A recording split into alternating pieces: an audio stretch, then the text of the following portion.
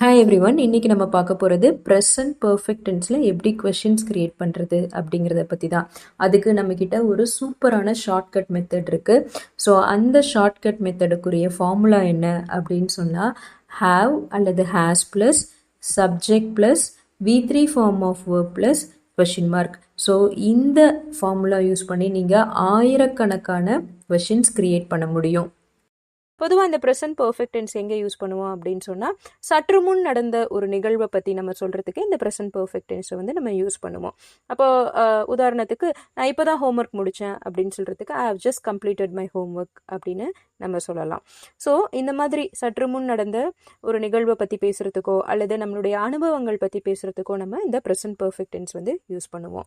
So இப்போது நம்ம present perfect டென்ஸில் எதிர்மறை வாக்கியங்கள் உருவாக்குறதுக்கு முன்னாடி நமக்கு சில விஷயங்கள் ரொம்ப அடிப்படையாக தெரிஞ்சிருக்கணும். அது என்ன அப்படின்னு கேட்டால் ப்ரனவுன் அப்படின்னா என்னன்னு தெரிஞ்சிருக்கணும், சப்ஜெக்ட் அப்படின்னா என்னன்னு தெரிஞ்சிருக்கணும். அது மட்டும் இல்லாமல் வேர்ப் அப்படின்னா என்னென்னு தெரிஞ்சிருக்கணும். குறிப்பாக V3 ஃபார்ம் ஆஃப் வேர்ப் அப்படின்னா என்னென்னு தெரிஞ்சிருக்கணும். அப்போ V3 ஃபார்ம் ஆஃப் வேர்ப் அப்படிங்கிறது எதுவும் கிடையாதுங்க. Past participle form of verb, இறந்த கால வினையச்சம் அப்படின்னு நம்ம சொல்லுவோம். அப்போ ப்ரனவுன் அப்படின்னா என்ன? ப்ரனவுன் அப்படிங்கிறத தமிழில் நம்ம பிரதிபெயர் சொல் அப்படின்னு சொல்லுவோம். இதை நம்ம மூணாக பிரிக்கலாம். First person, second person, third person மூணாக பிரிக்கலாம். இதைத்தான் நம்ம தமிழில் என்னென்னு படிச்சிருப்போம்னா தன்மை, முன்னிலை, படற்கை அப்படின்னு சொல்லி படிச்சிருப்போம்.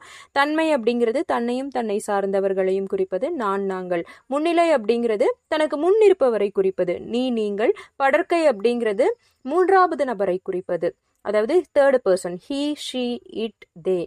அவன், அவள், அது, அவர்கள். ஸோ இதுதான் வந்து ப்ரனவுன், பிரதிபெயர் சொல். அப்போ இந்த பிரதிபெயர் சொல்ல இன்னும் எப்படி ஈஸியாக சொல்லலாம் அப்படின்னு சொன்னால், உதாரணத்துக்கு உங்களுக்கு ராம்னு ஒரு நண்பர் இருக்காருன்னு வச்சுக்கோங்களேன்.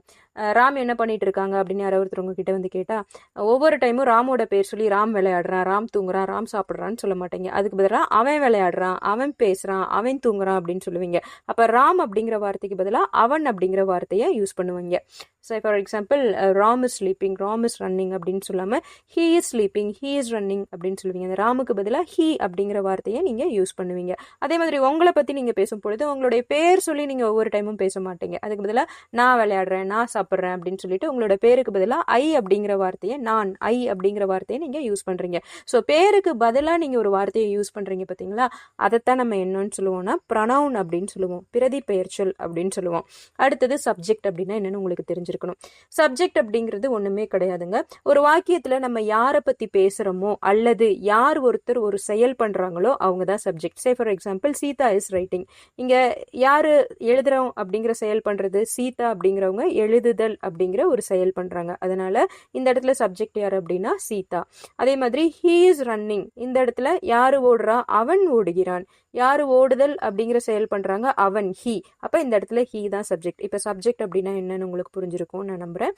அடுத்து வந்து V3 form of past participle form of verb அப்படின்னா என்னங்கிறத பார்க்கலாம். Past participle form of verb அப்படிங்கிறது இறந்த கால வினையச்சம். சில எக்ஸாம்பிள் சொல்லும் பொழுது உங்களுக்கு ஈஸியாக புரியும். இப்போ ரைட் அப்படிங்கிறது ப்ரெசன்ட் ஃபார்ம் ஆஃப் வேர்ப், நிகழ்கால வினைச்சொல். ரோட் அப்படிங்கிறது பாஸ்ட் ஃபார்ம் ஆஃப் வேர்ப், இறந்த கால வினைச்சொல். ரிட்டன் அப்படிங்கிறது past participle form of verb, வினையச்சம், இறந்த கால வினையச்சம். அதே மாதிரி கோ அப்படிங்கிறது present form of verb, went அப்படிங்கிறது past form of verb, gone அப்படிங்கிறது past participle form of verb. இந்த மாதிரி நீங்கள் நிறைய வார்த்தைகள் வந்து தெரிஞ்சுக்க முடியும். பட் இது எப்படி தெரிஞ்சுக்கலாம் அப்படின்னு சொன்னால் கூகுள் சர்ச்லேயே நீங்கள் போய் சர்ச் பண்ணி பார்த்தீங்க அப்படின்னா நிறைய டேபிள் இருக்கும். V1, V2, V3 form of verb. Daily ஒரு தடவை நீங்கள் கோ த்ரூ பண்ணிங்கனாலே அது உங்களோட மைண்டில் நின்றுரும். So V1, V2, V3 form வந்து உங்களுக்கு தரவாக தெரிஞ்சாதான் உங்களால் இங்கிலீஷில் சென்டென்சஸ் வந்து ஈஸியாக க்ரியேட் பண்ண முடியும்.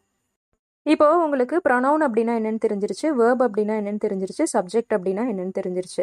இப்போ நம்ம ஒரு முக்கியமான ஸ்டெப் ஒன்று பார்க்க போகிறோம். என்னென்னா இந்த ப்ரனவுன் நம்ம என்னென்னு பார்த்தோம் இல்லையா, இந்த ப்ரனவுனை நம்மளோட கன்வீனியன்ட்டுக்காக இப்போ நம்ம 2 ஃபேமிலியாக பிரிக்க போகிறோம். ஃபர்ஸ்ட் ஃபேமிலி அப்படிங்கிறது I you, we, they. Second family அப்படிங்கிறது ஹீ, ஷி, இட். இந்த மாதிரி நம்ம 2 ஃபேமிலியாக பிரிச்சுக்கிட்டோம்னா நமக்கு present perfect tense sentences create பண்ணுறதுக்கு ரொம்ப ஈஸியாக இருக்கும். இப்போது இந்த இடத்துல நீங்கள் ஒரு விஷயத்தில் கன்ஃபியூஸ் ஆகக்கூடாது. அது என்ன அப்படின்னு சொன்னால் இந்த ப்ரனவுனை நம்ம first person, second person, third person பிரிச்சிருக்கோம். ஃபர்ஸ்ட் ஃபேமிலி, செகண்ட் ஃபேமிலி அப்படிங்கிறது அந்த first person, second person, third பர்சனுக்குள்ளே இருந்து நம்ம வார்த்தைகளை செக்ரிகேட் பண்ணி எடுத்திருக்கோம். நம்மளோட கன்வீனியன்ட்டுக்காக சென்டென்சஸ் ஈஸியாக க்ரியேட் பண்ணணுங்கிற நோக்கத்துக்காக நம்ம அந்த வார்த்தைகளை செக்ரிகேட் பண்ணி தனித்தனியாக ஃபர்ஸ்ட் ஃபேமிலி, செகண்ட் ஃபேமிலின்னு எடுத்திருக்கோம். இப்போ நம்ம என்ன பண்ண போகிறோம் அப்படின்னு சொன்னால் ஃபார்முலா அப்ளை பண்ணி கொஷின்ஸ் கிரியேட் பண்ண போகிறோம். ஸோ ஃபார்முலா என்ன? ஹாவ் அல்லது has plus subject plus V3 form of verb plus question mark. So இந்த இடத்துல நீங்கள் ஒரு விஷயம் நல்லா கவனிக்கணும். என்ன அப்படின்னா, ப்ரனவுன்னாலும் ஒன்று தான், சப்ஜெக்ட்னாலும் ஒன்று தான், first person second person third பர்சன்னாலும் ஒன்று தான். அதை வெவ்வேறு மாதிரி பெயர் கொடுத்து நம்ம மீன் பண்ணுறமே தவிர எல்லாமே ஒன்று தான். இப்போது ஃபர்ஸ்ட் ஃபேமிலி எடுத்துக்கலாம். இந்த ப்ரொனவுன் நம்மளோட கன்வீனியன்ட்டுக்காக ஃபர்ஸ்ட் ஃபேமிலி செகண்ட் ஃபேமிலின்னு பிரிச்சிருக்கோம் இல்லையா? ஃபர்ஸ்ட் ஃபேமிலி எடுத்துக்கலாம். I we they. எப்போவுமே ஐ வி தே கூட நம்ம ஹாவ் தான் ஆட் பண்ணணும். ஸோ இப்போ என்ன பண்ண போகிறோம் அப்படின்னு சொன்னால் ஃபார்முலா பிரகாரம் போக போகிறோம். Have plus subject I, have I plus V3 form of verb written plus question mark. Have I written question mark. அடுத்து பாருங்க யூ இருக்கு. Have you danced question mark. அடுத்து பாருங்க வி இருக்கு. Have we played question mark. அதே மாதிரி they இருக்கு. Have they run question mark. அடுத்து பாருங்க ஹீ ஷீட் இருக்கு. எப்போவுமே ஹீ ஷீட் வந்தால் ஹேஸ் தான் ஆட் பண்ணணும். ஃபர்ஸ்ட் நம்ம ஹேஸ் ஆட் பண்ணிக்கணும். ஃபர்ஸ்ட் நம்ம ஹேஸ் போட்டுக்கணும் ஃபார்முலா பிரகாரம். ஹேஸ், அது பக்கத்தில் he. Has he blade question mark. Has she run question mark. Has it played question mark. So இந்த டெக்னிக் யூஸ் பண்ணி நீங்கள் ஆயிரக்கணக்கான கொஸ்டின்ஸ் கிரியேட் பண்ண முடியும். அவ்வளோதாங்க. சிலருக்கு இங்கிலீஷ் பேசணும் அப்படிங்கிற ஆர்வமும் விருப்பமும் ரொம்ப ஜாஸ்தியாக இருக்கும். ஆனால் அதிகமாக பணம் கொடுத்து கற்றுக்க முடியாத ஒரு சூழ்நிலை இருக்கும்.